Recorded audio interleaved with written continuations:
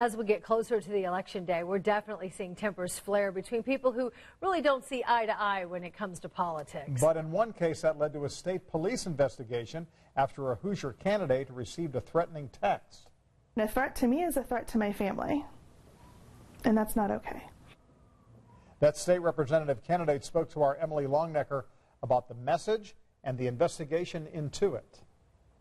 I'm running for state representative to go to our state house to try and help better represent the people that live in this district. That's it. But as a Democratic candidate for Indiana's 32nd district, a traditionally Republican stronghold, Amy Kneeling knows she's got a fight on her hands against Republican incumbent Tony Cook. I hear all the time, like, why are you wasting your time? That hasn't stopped Kneeling from handing out yard signs, making phone calls, and even sending texts to voters' cell phones, asking for their support.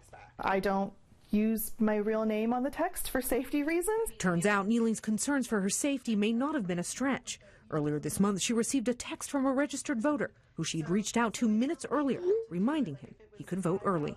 And the response I got back was, we're working on a plan to have this liberal C word, except he actually wrote the word assassinated. I don't like the C word, but telling me that and calling me that just hurts my feelings. It doesn't kill me. It doesn't hurt my family.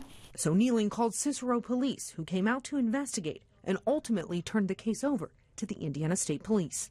Oh, I had to take it seriously, absolutely. How can you not take that seriously? Kneeling said investigators didn't have to do a lot of digging to find the person who sent the text. She already had his name and number. I believe they have talked to this person already.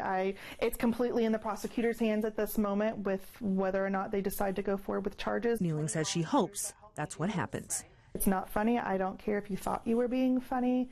It is not a funny thing to threaten somebody's life and to say those words. Still, it hasn't stopped Kneeling, who has a message for the person who sent the text.